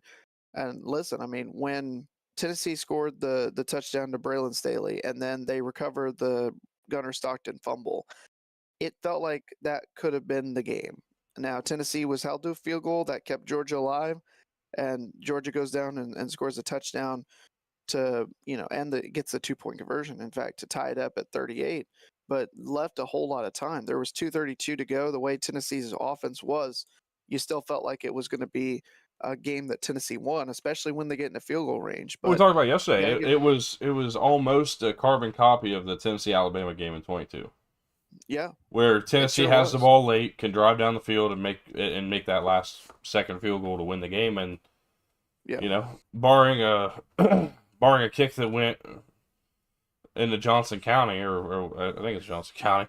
Uh, um, Barring that kick, we were sitting here yeah, pretty solid, thinking that Tennessee was going to win this game, and instead, yeah, um, you turn it around and Georgia's able to capitalize. It just yeah, it's insane how this game played out. yeah. But I'll tell you what, like, this is a team that I did not have in my top 25. I didn't buy into Tennessee preseason, so therefore it was hard for me to really buy in afterwards. Hmm. I bought in yesterday watching this game, sitting here and looking at it. They're gonna make a considerable jump into this top 25. By the way, it's not gonna just be, they're gonna Yeah, come in at 24 because they look good. They're gonna jump heavy into this top 25. There's a couple teams that are gonna do a similar jump. But yeah, I'm pretty excited to yeah. go and kind of restructure this thing, because there's a lot of teams that are going to drop heavily. There's a lot of teams that are going to rise pretty heavy. Um, Hmm. this is going to be a week of reevaluation. We've seen 3 weeks of football. Who do we think's good? Who do we think's not? Is what it's going to come down to. That's fair. The biggest thing I look at, I don't know if you remember, I know you're watching the false start that before the third down play, and then so they get backed up 5, and then they go for the kicker at that point. If they didn't move early, if they didn't flinch, I think they win. I think that was just enough You of know what I'm going to getting in say the head. with your ifs and Ifs and buts, yeah. yeah, yeah. Well, I know. We'd all have a we don't Merry have. Christmas, and if your, aunt had If my aunt had balls, she'd be my nuts, uncle. yeah, yep. And I can't I'm just, prove I'm anything, looking. but I don't think she does. So, I don't. I so was gonna say. I think you are okay not to prove that. No, I'd prefer all I'm not to. meaning is that I think that's one of those plays that's not going to be talked about. That probably should be. Well, let's sit here and analyze this for just a minute. That kick was pretty far right. I don't know that he's making that right. kick. I don't know if he's making that kick 10 yards 5 yards forward. closer. Yeah, I don't know Yeah, if he's. That was a pretty yeah, tough yeah. attempt. I don't know if, but I also think he might have gotten in his head, especially after the false start penalty, and then having to run out there for, on the third down, as opposed to them centering it where they wanted and calling timeout, and him coming out and having an opportunity to win it there.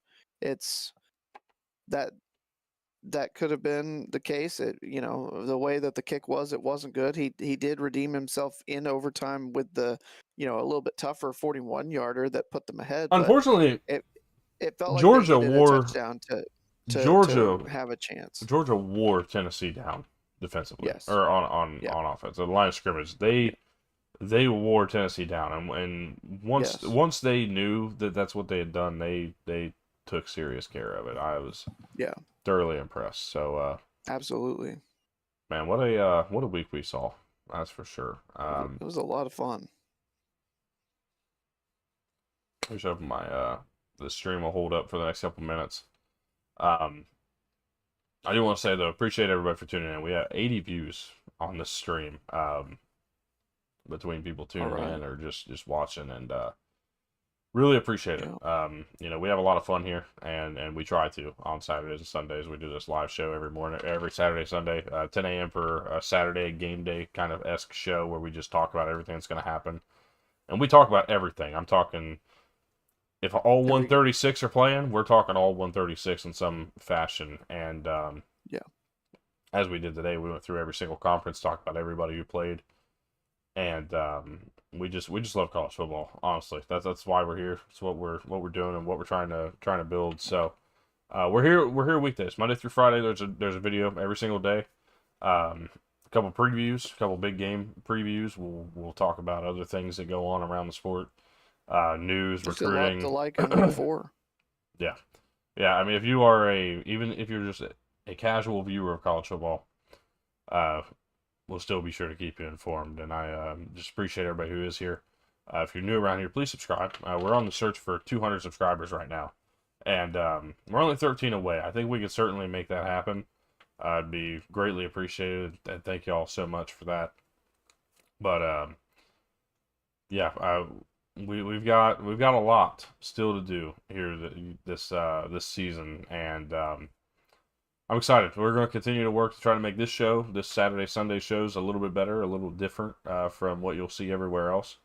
And we've certainly got some work to do on that. We still got a couple segments still to do, so don't go anywhere yet. But just wanted to do this before we get out of here and before we get too far into the show, because again, we've had a bunch of traffic in here today, and I'm sure the majority are not subscribed. Just subscribe. It's free. It pops us back up, and you can come back here every Saturday and Sunday. Tell me where we're right. Tell me where we're wrong. Whatever you wish.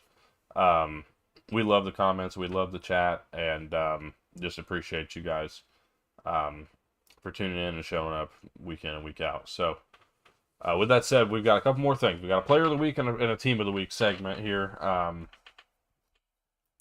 and man, I don't know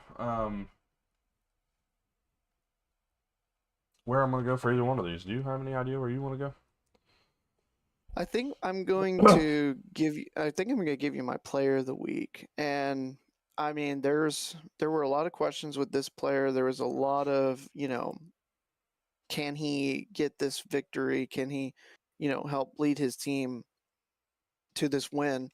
And I don't think that anybody should be surprised because we had seen it before, but it's one of those things that after the first couple weeks there were definitely some question marks, and the team itself was talked about as potentially a big question mark if whether they would be able to win this game or not. I was very impressed with Gunnar Stockton. 23 of 31, 304 through the air, 2 touchdowns. Also added 38 yards on the ground and another score. Didn't have to run the ball a lot. I mean, he was their second leading rusher. They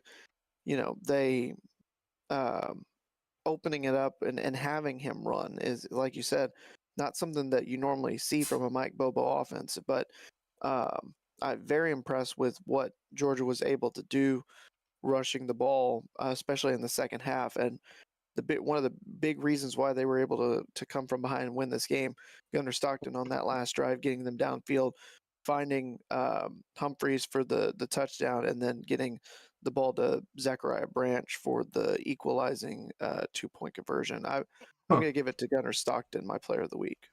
All right, I'm behind that for sure. Let's see here. I want to see, make sure I don't overlook anything or anyone before we do.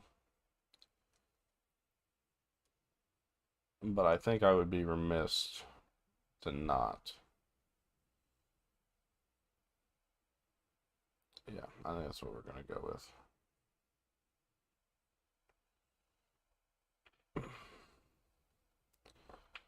Just pulling them up here. Yeah.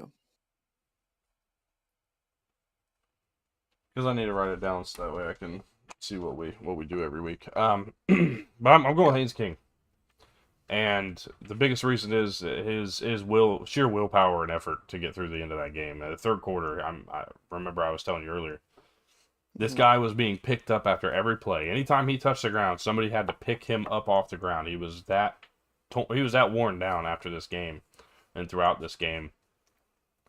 Still led this team to an incredible victory over Clemson and a 3-0 start. 211 passing yards on 20 of 28 passing. No touchdowns, no picks, sure. but also led this team with 103 rushing yards and a touchdown as well, and really just outright took care of business when it mattered the most. And this is a team that um,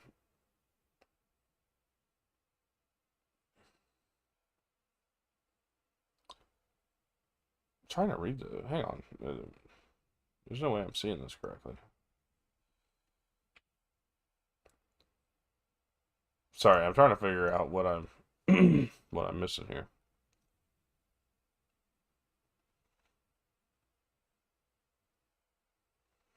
Okay, it was. So, sorry, I was trying to figure out. I was like, they only scored 2 touchdowns. They did. It was confusing me on how that number, that math wasn't adding up for me. Again, I'm tired, Yeah, but because they got the I know, 2 point conversion I too. know, I Yeah. got it now. It took me a second to put it all together.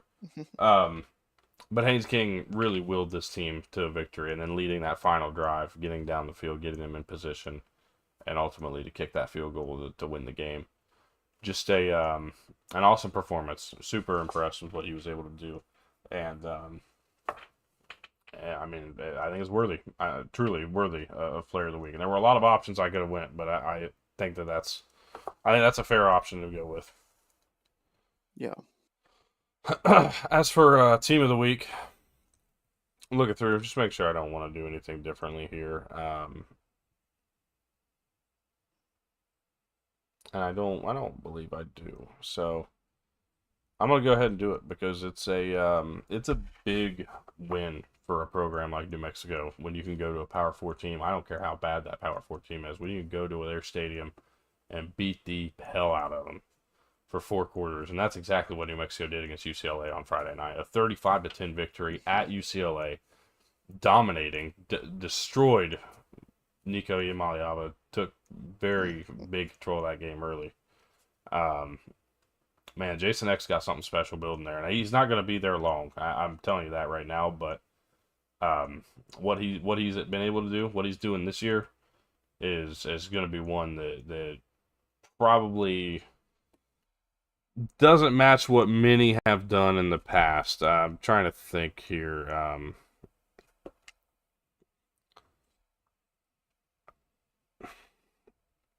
There's something I'm specifically looking for, trying to find here, but it's not something that this team has been able to do very often. As a matter of fact, they've really only had 2 or 3 winning seasons since 2010. I mean, this is not a team Yeah. that's been great, but I mean, the Bob Davie era was the era. You know, they were 9 and It 4. was not really good. Um, they were 9 and 4 in 2016. They were a good team, solid, and it was just this is right now. I mean, it's looking like this is a better team than they've ever had, and it's just it may be Yeah. sheer effort. I don't know, but they're damn good, and I'm just genuinely impressed with what they were able to do. New Mexico is my team of the week.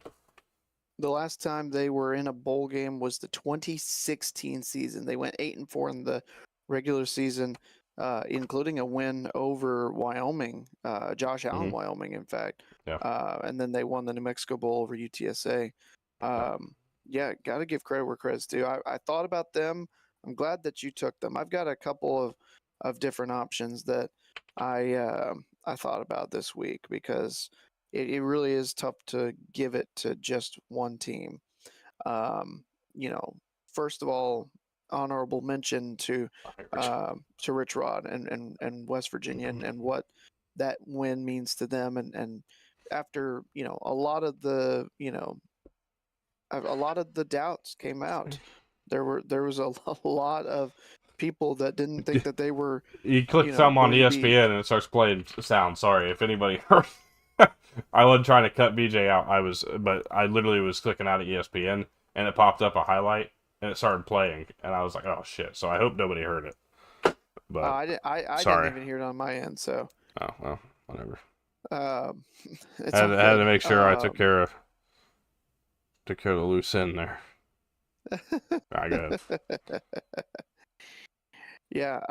Also, Madrano points out Old Dominion over Virginia Tech. We Yep. talked about that earlier. ODU was in consideration, but And I said I mean, as we're speaking, that office better be empty. That better yes. be gone, Yeah, out of here. we may be wrapped up, and they may drop a little nugget of a press conference scheduled for tomorrow with sources indicating that Brent Pry has been relieved of his duties. I would hope. Also in consideration this week for Team of the Week, North Texas. I mean, they just had the woodshed opened up and they took the Cougars back behind it and put belt to ass. This was 42-3 at the half. Would have on a 42-3, I should say. This was arguably 59-3 final before the late score that put Wazoo in the double digits, but still a very impressive effort from North Texas. The Mean Green look like they are going to be hanging around in the American race. Drew Mestamaker has been really, really good all season long so far. I'm really intrigued to see what UNT will be able to do the rest of the year. But I'm going to give it to Notre Dame or to Texas A&M. I'm sorry, getting the I'm win. just like, Marcel what? Reed. Oh, Marcel that's Reed looked interesting. I've never heard of that before. Yeah. for a losing effort, right? Marcel Reed, really was efficient and leading his men down the field. A good back and forth game that either team, like we talked about, could have really won. Yeah. But A&M getting their first road ranked win in 11 years almost, and doing so to get revenge on the team that opened up last year and the Elko era with a win in College Station. This was one that A&M had circled that they were they were wanting to come out and get a statement kind of victory and to do so in Notre Dame Stadium in South Bend, even if Notre Dame made the one mistake that allowed it to happen. Reed, I mean, he had to put that ball right on the money, and he did to the tight end that was able to catch it for the touchdown that won it for him. I think that was just one of the like I said, it came down to either that or the Georgia Tennessee game as the two best games of the day, and so I'm gonna say team of the week for getting their first road ranked victory in 11 years is A&M. All right. Well, uh, with that said, I mean, the only other thing really to do here, Marcel Reed didn't play as good as people make it out to be. I mean, Yeah. like I'm not gonna sit here and act like that's the one game I have not seen a whole lot of film from. I kind of let BJ take the lead, but it was the one opportunity that I've really seen him take control and lead a drive down the field. Mm-hmm. That's what I know so far. That's what I know. Um, Yeah. I just think this A&M team's good, plain and simple. I don't Yeah. really think it's coming down to Marcel Reed or anybody. I think that they can, if they want to, or if they need to, they can give the ball to the running backs and go for Yeah. 150, 200. I think that's a pretty I don't want to say easy task, but I think that's a task that can be handled by this team Mm-hmm. offensively. And then similarly, if you look at what they've been able to do, um, I've been most impressed on this team with KC Concepcion. I shouldn't be Yeah. because I've watched him for what 3-4 years now at NC Yeah. At State, NC last few State. years, Yeah. and he was so good. He was such a big time target for Devin Leary early in his or late in his career there. Was was a guy that I thought really has stepped up over the last couple of years, but just never had like a quarterback talent around him. And then last year, or this year, has really turned it on. I mean, he made a big time impression on the fans in College Station with this punt return touchdown in week one, and Yeah. not only that, but being a big time playmaker in that game against UTSA. Um, but even last night, we saw him make that big catch down at the 1 yard line that ultimately led to a score. Um, I think he's been the guy that I've been the most impressed with on this entire team. But again, I'm not doubting either one of these two teams. I think those were No. two really solid teams, and would like to. Again, say, I mean, I just with everything we've seen so far this year, a lot of the chaotic moments, a lot of the chaotic situations, I'm not fully sold that Notre Dame's out. I'm not sitting here saying that they're not. Right now, I wouldn't have them in, but Yeah. it not fully sold that they can't make something happen. We don't really know what everybody else on their schedule is going to be or do. We know what we can expect or think, but um, it was just a really good game, honestly, and Yeah. that's what I've taken away so far. Again, I got a little bit more research to do on that game because again, it was one I didn't get to see a whole lot of. It's unfortunate, but um, I do have to do the day job or the night I was job, I about to guess in my say, yeah. case. So, I was to say um, you got to that just means you get to spend some more time watching the sport that we love here to go and yeah, research some of these things. yeah, we'll definitely be getting to it, covering a little more. But yeah, what a day yesterday was, man. That week 3 delivered in a way I did not expect it to. I got to Yeah, be honest. I mean, absolutely. I'm not saying I thought it was going to be a rough day, but I just thought it was going to be kind of a quiet, lazy. And that's what always seems Everything to happen. happens, and the big games are going to be the big games, and that's going to be it. But there was actually a lot of really fun football to be seen, and just love that we get to sit here and be a part of it, and Yeah, have the good fortune to come here and run our mouths about it afterwards. So just right. appreciate It everybody for started tuning in. off. Yeah, I was to say it started off very quiet. The only early game that was really worth watching was that Clemson Georgia Tech game, but then it really picked up from there I on had the rest of the day. what else did I have on the early slate? Trying to think, Memphis and Troy. huh? Memphis and Troy, maybe. I watched a little bit of that. If my headset wasn't cutting, I need to get a new headset. By the way, this thing's really pissing me off. Oregon Northwestern, I had on. I know that I had obviously Michigan Central Michigan on. I had Hmm. Clemson Georgia Tech, and then was it Alabama Wisconsin? Was that the noon game? Yeah.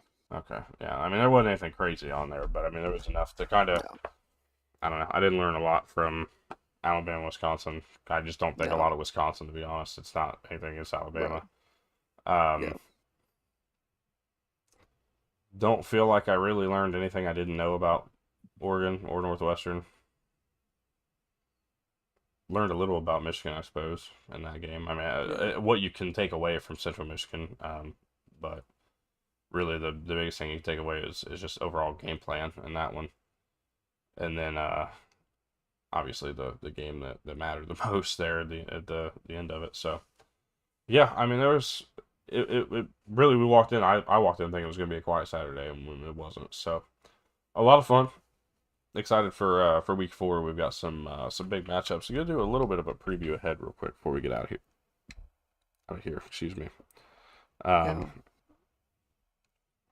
and it's gonna be fun. We got a Thursday night matchup in Charlotte, and unfortunately I'll be working that night, so hopefully chill out over there at Jerry Richardson Stadium, please. Um, but Rice at Charlotte. I'd have volunteered to just Yeah. work that game instead. Just be like, hey, look, instead of working my shift, I'll just go over there. You could. I wonder if Maybe they'd let you. they might. Dude, there's this fucking piece of dust or something flying around. Man, shit's about it. Anyways, I don't know if it was like hair or what, but anyways, Tulsa, Oklahoma State, Friday. Okay, Iowa and Rutgers on Friday night. That's actually a fun, could be an interesting matchup.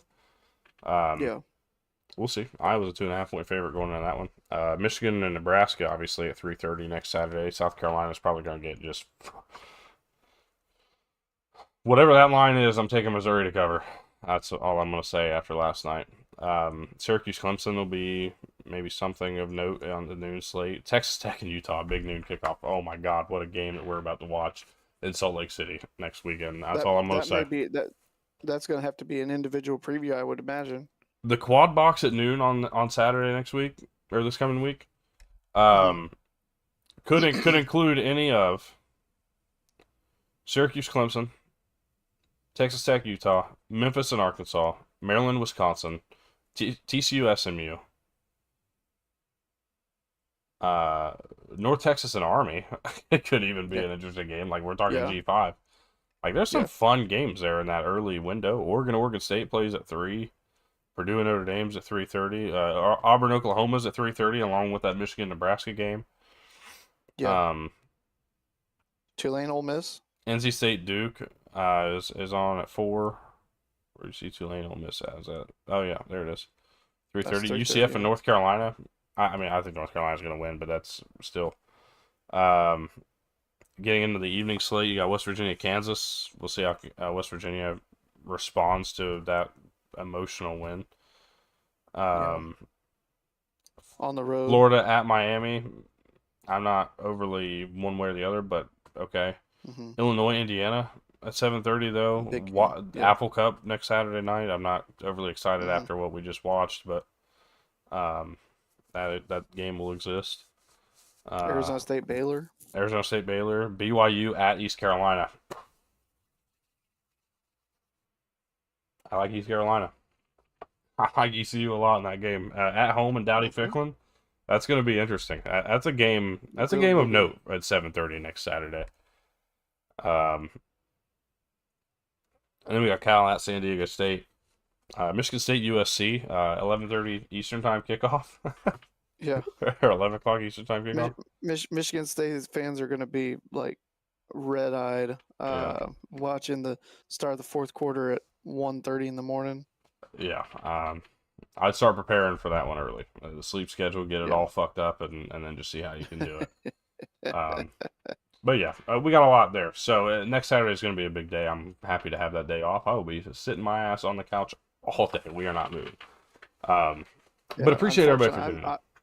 I was to say I have to work. I have to work an event Yeah, next Saturday, so you're bailing on me next Saturday morning. I gotta find a new co-host I'm for a not day. bailing on you. I wish I could be here instead, but I unfortunately have an event I got to work, and it's gonna keep me away most of the day. I'll try to see, a lot to catch up for the Sunday show, but um, I'm not gonna be able to be enjoying my college football Saturday as much next week, but it's all for good cause and everything like that, and I wouldn't be doing it if I didn't have to. So Yeah, no, totally.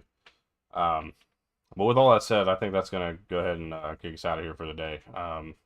Man, what a fun time this was today, man. I appreciate you stepping in as always every week yes, here on sir.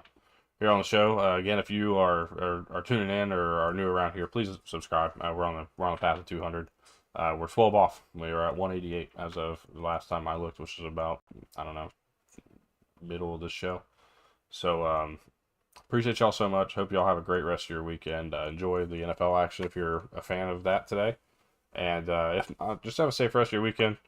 Enjoy enjoy it. It's awesome. We get another one. And we'll be back again tomorrow with another video. I don't know what we're gonna do tomorrow specifically. I don't know if it's gonna be kind of me taking another deeper dive into some of the night games, or if it's gonna be kind of moving ahead to week 4. Not fully sure. What I will say is I'm pretty sure my top 25 is gonna drop tomorrow because I think I'm gonna have it ready to go. So um, a lot to talk about, a lot to discuss. Appreciate everybody for being here again, and hope y'all have a great rest of the day. Um, and we'll see you guys again tomorrow or next Saturday if you're tuning in for the live shows. Next Saturday at 10 a.m. as well. We'll be here um, talking everything college football. So, y'all have a good rest of your day.